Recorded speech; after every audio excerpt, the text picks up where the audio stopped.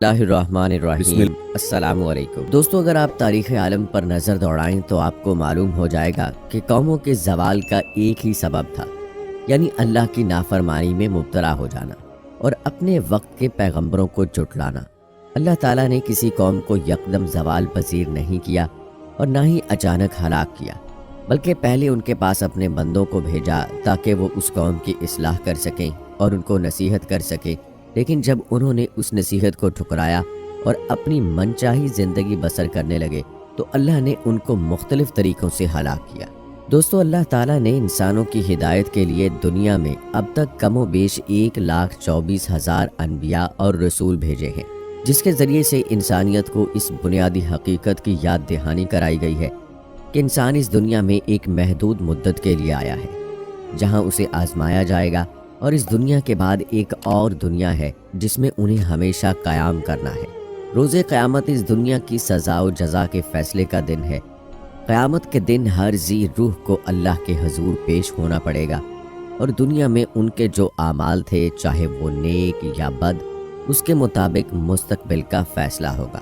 قرآن میں سورہ ملک میں اس بات کو اس طرح بیان کیا گیا ہے کہ جس نے موت اور حیات کو اس لیے پیدا کیا تاکہ تمہیں آزمائے کہ تم میں اچھے کام کون کرتا ہے، اور وہ غالب اور بخشنے والا ہے۔ دوستو، حضرت آدم علیہ السلام سے لے کر نبی کریم صلی اللہ علیہ وآلہ وسلم تک تمام انبیاء علیہ السلام نے اپنی قوم کو بھلائی کا راستہ دکھایا اور برے اعمال سے دور رہنے کی تلقین کی۔ جن لوگوں نے اپنے نبی کے حکم کی اطاعت کی وہ لوگ کامیاب ہوئے اور اللہ کی رحمتوں سے فیضیاب ہوئے، اور جن لوگوں نے اپنی نبی کی باتوں کو جھٹلایا اور گمراہی میں مبتلا ہوئے تو اللہ تبارک و تعالیٰ نے ان کو دنیا والوں کے لیے نشان عبرت بنا دیا۔ دوستو، قوم نوح اللہ کے سوا، یہوہ سوا اور یسر نامی بتوں کو پوجتے تھے، تو اللہ تبارک و تعالیٰ نے ان کی ہدایت کے لیے حضرت نوح علیہ السلام کو ان کی طرف بھیجا، اور حضرت نوح علیہ السلام مسلسل انہیں دین کی طرف بلاتے تھے، پر وہ باز نہ آئے اور عبادت میں شرک کرنے لگے۔ ایک دن وہ حضرت نوح علیہ السلام سے کہنے لگے کہ اے نوح، اگر تم سچے ہو، جس عذاب سے تم ڈراتے ہو تو وہ ہم پر نازل کر دو، جس کا ذکر دوستو رب تعالیٰ نے قرآن میں یوں فرمایا۔ قوم کے لوگوں نے کہا، اے نوح، تو نے ہم سے بحث کر لی اور خوب بحث کر لی، اب تو جس چیز سے ہمیں دھمکا رہا ہے وہی ہمارے پاس لے آ، اگر تو سچوں میں ہے۔ سورہ ہود۔ تو دوستو، اللہ تعالیٰ نے ان پر بارش اور طوفان کے ذریعے انہیں ہمیشہ کے لیے نشان عبرت بنا دیا۔ تو اللہ تعالیٰ نے ان پر زور سے بارش برسائی کہ سمندر میں طغیانی آ گئی اور وہ اس میں غرق ہو گئے۔ اسی طرح قوم عاد کو اپنی طاقت، اپنی صحت اور اپنے جسم پر بڑا غرور تھا۔ وہ سمجھتے تھے کہ ہم جیسی طاقتور قوم کو کوئی بھی شکست نہیں دے سکتا۔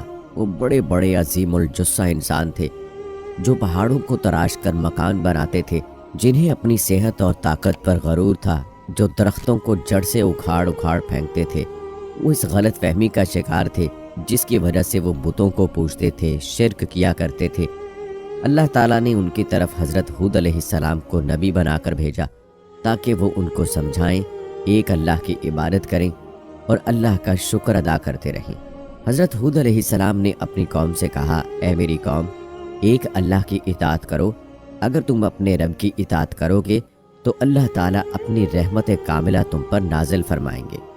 انہوں نے حضرت ہود علیہ السلام کو جھٹلایا اور تکبر کرنے لگے تو اللہ نے ان کو اپنے عذاب کی لپیٹ میں لیا، تو وہ تنکے کی مانند ہواؤں میں اڑنے لگے، اور اللہ تعالیٰ نے حضرت ہود علیہ السلام اور وہ جو ان پر ایمان لائے تھے ان کے سوا قوم کے تمام افراد کو نشان عبرت بنا دیا۔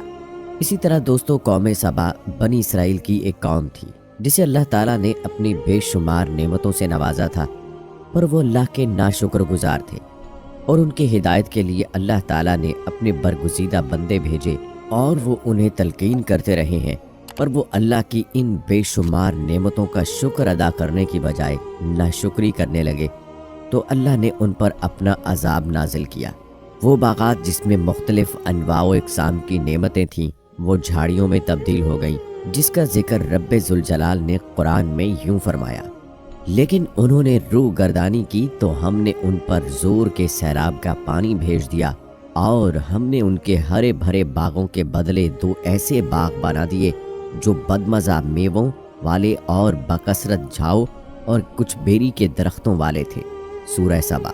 دوستو، یہ سزا ان کو اللہ کی نعمت کی ناشکری کی وجہ سے ملی، جس کا ذکر رب ذوالجلال نے قرآن میں یوں فرمایا: ہم نے ان کی ناشکری کا بدلہ انہیں دیا، ہم ایسی سخت سزا بڑے بڑے ناشکروں کو وہی دیتے ہیں۔ سورہ سبا۔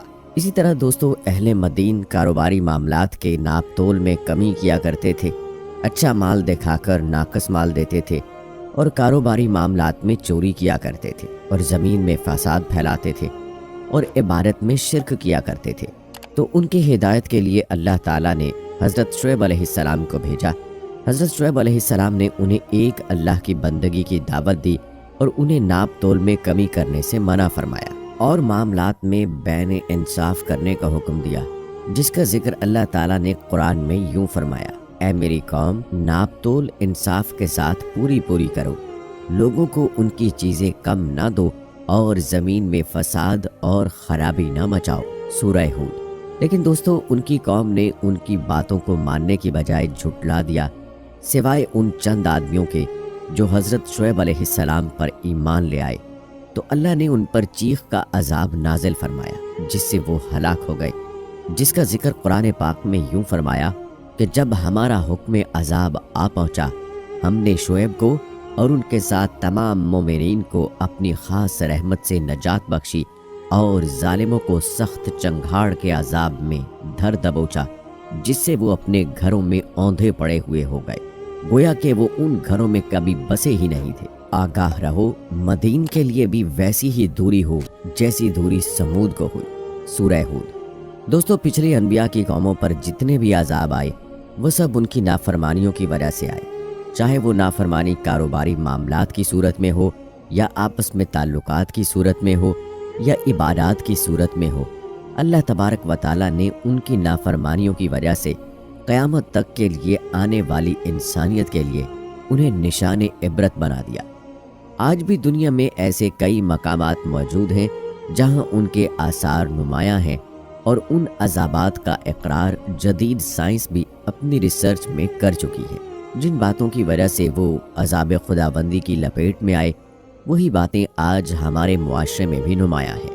نبی کریم صلی اللہ علیہ وآلہ وسلم نے اللہ سے اپنی امت کے حق میں دعا کی کہ اے اللہ، میری قوم کو ہدایت دے اور ان کو پچھلی دیگر قوموں کے عذاب سے محفوظ فرما۔ نبی کریم صلی اللہ علیہ وآلہ وسلم کی اس دعا مبارک سے آج ہم پچھلی دیگر قوموں کے عذاب سے محفوظ ہیں۔ لیکن دوستو، پچھلے چند سالوں سے عذاب کی بہت سی نشانیاں دیکھنے کو ملی، جیسے کہ کورونا، جیسے کہ سیلاب، زلزلے، موسمیاتی تبدیلیاں اور عرب معاشرے کا تبدیل ہونا۔ آج کے اس معاشرے میں ہماری ان گنت معاشرتی اور کاروباری برائیوں کی وجہ سے مہنگائی کا بڑھنا، قتل و غارت کا پھیلنا، جھوٹ، غیبت، چوری، مکاری، بے حیائی اور خود غرضی کا پھیلنا، یہ سب قرآن اور اس کے احکام سے دوری کی وجہ سے ہے۔ دوستو، آج ہم نے قرآن کے احکام پر عمل کرنا چھوڑ دیا، اور سرور کونین صلی اللہ علیہ وآلہ وسلم کے فرامین مبارکہ کے دامن سے ہم دور ہو گئے ہیں۔ ایک وقت تھا جب مسلم قوم معاشرتی اور کاروباری معاملات میں قرآن و سنت کی روشنی میں عمل پیرا تھی اور خوشحال زندگی گزار رہی تھی، اور غیر مسلم اقوام ان کے اس خوشحال زندگی پر رشک کیا کرتے تھے اور مسلمانوں کی تہذیب و تمدن پر فخر کیا کرتے تھے۔ اگر آج ہم قرآن و سنت کے مطابق اپنی زندگی گزاریں اور نبی اور آل نبی صلی اللہ علیہ وآلہ وسلم کی زندگی کو اپنے لیے مشعل راہ بنا لیں، تو انشاءاللہ یہ مسلم قوم پھر سے خوشحال زندگی کے موڑ پر ہوگی اور عذاب الہی سے بھی محفوظ رہے گی۔ اللہ تعالی ہمیں دین کی صحیح سمجھ اور سیدھا راستہ دکھائے۔ آمین ثم آمین۔